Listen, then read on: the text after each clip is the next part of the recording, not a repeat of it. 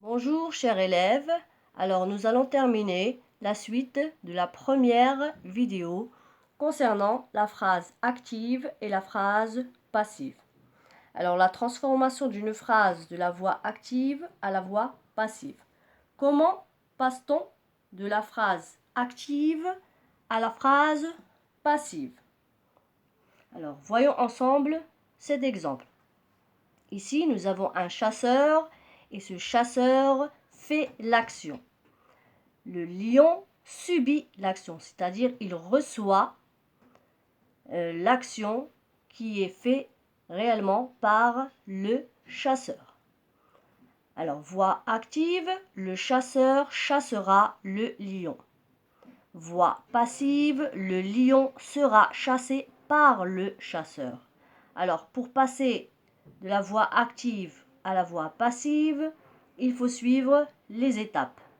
Première étape, le COD devient sujet. Ici, le lion devient sujet.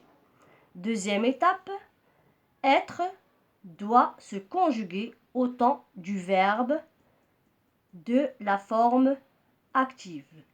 Le verbe de la forme active est au futur de l'indicatif, donc le verbe être se conjugue au futur. Et être au futur, c'est sera. Troisième étape, écrire le participe passé du verbe de la forme active. Ici, on a le verbe chasser, premier groupe, donc le participe passé, c'est chasser, E accent aigu. Quatrième étape, vérifier l'accord. Ici, il n'y a pas d'accord car le lion est masculin singulier. Donc, on n'a pas mis de E et on n'a pas mis de S parce que c'est masculin tout simplement et singulier. Cinquième étape, ajouter la préposition par. Sixième et dernière étape, le sujet, ici le chasseur, devient complément d'agent. Donc par le chasseur est un complément d'agent. Alors voyons ensemble quelques remarques. Alors regardons maintenant ces phrases. Alors avant de lire ces phrases, le verbe passe de la voix active à la voix passive, mais le temps de conjugaison ne change pas. C'est-à-dire, le temps de la voix active est le même que celui de la voix passive. Alors, le chat chasse les souris. Ici, le verbe conjugué chasse, il est au présent de l'indicatif. Pour transformer cette phrase à la voix passive, je dois faire attention. L'auxiliaire être doit être conjugué au présent de l'indicatif. Et j'obtiens les souris sont chassées par le chat. Nous sommes au présent de l'indicatif. Deuxième phrase, le chat chassera les souris. Ici, le verbe est conjugué au futur de l'indicatif.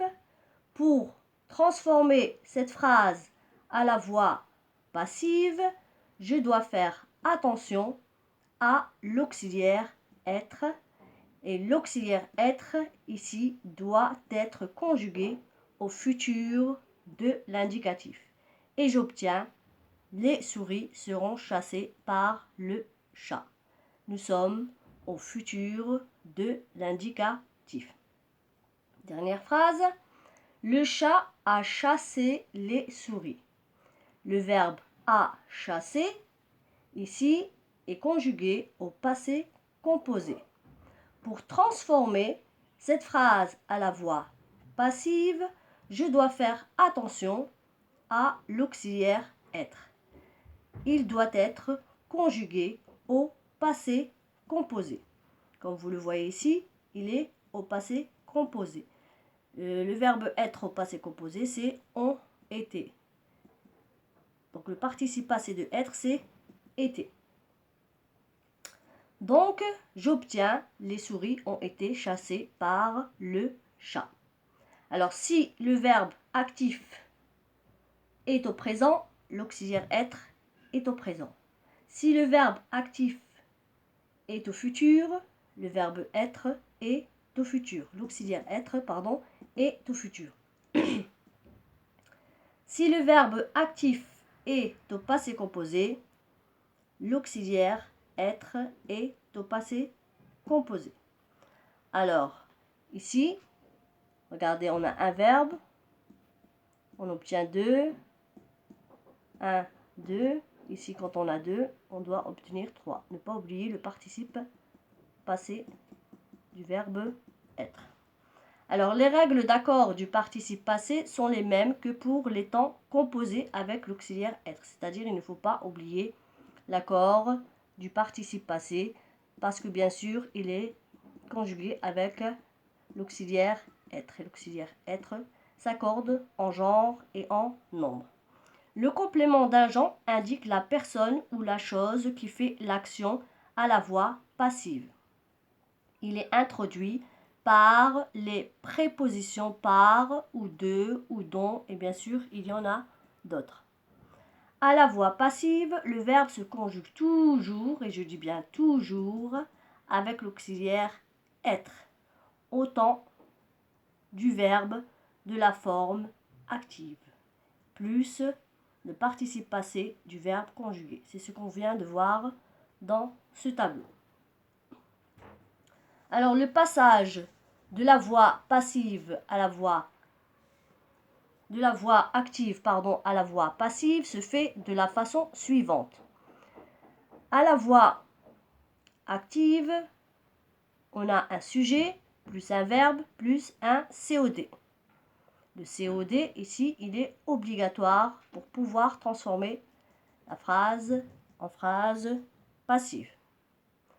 À la voix passive, on a un sujet plus un auxiliaire être.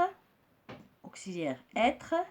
Alors, toujours l'auxiliaire être, je le répète, plus le participe passé du verbe conjugué, plus complément d'agent.